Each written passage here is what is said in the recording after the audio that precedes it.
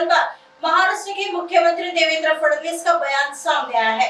उन्होंने कहा कि पीएम मोदी ने पाकिस्तान को साफ संदेश दे दिया है कि प्रधानमंत्री नरेंद्र मोदी ने दो टूक शब्दों में साफ चेतावनी देते हुए कहा है कि भारत अब आतंकी आकाओं और पाकिस्तानी हुक्मरानों में कोई फर्क नहीं करेगा। प्रधानमंत्री नरेंद्र मोदी जी ने देश को संबोधित करते हुए 3 न्यू नॉर्मल का उल्लेख किया है।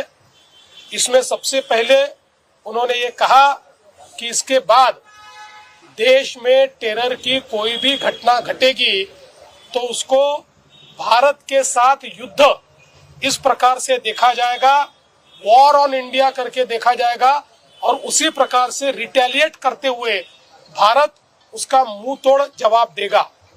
दूसरी बात प्रधानमंत्री जी ने स्पष्ट की कि हम न्यूक्लियर ब्लैकमेल सहन नहीं करेंगे। न्यूक्लियर ब्लैकमेल करने की कोशिश हुई तो उसके ऊपर हमला होगा, उसको मुंह तोड़ जवाब मिलेगा।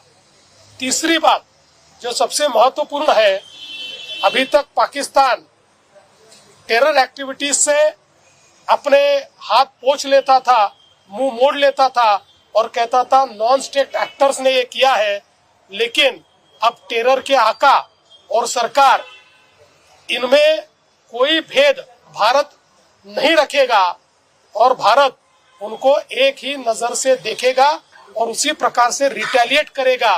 ये भी प्रधानमंत्री जी ने कहा है।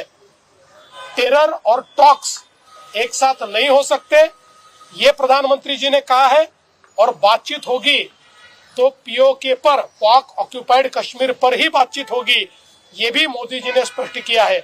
सबसे बड़ी बात मोदी जी ने ये स्पष्ट किया है किस प्रकार से भारत के हमलों से पाकिस्तान तहस नहस हुआ और किस प्रकार से पाकिस्तान के हमलों को हमारी डिफेंस सिस्टम ने पूरे तरीके से नाकाम कर दिया और जिसके चलते पाकिस्तान ने घुटने टेके। पाकिस्तान ने भारत को फोन करके ये भारत के साथ इल्तिजा की कि हमको सीज फायर करना है, उसके बाद ये सीज फायर हुआ है। इसलिए प्रधानमंत्री जी ने एक और बहुत महत्वपूर्ण बात कही है, ये युद्ध का समय नहीं है लेकिन ये टेररिज्म का भी समय नहीं है। तो एक बहुत स्पष्ट संदेश और संकेत प्रधानमंत्री जी ने दिया है।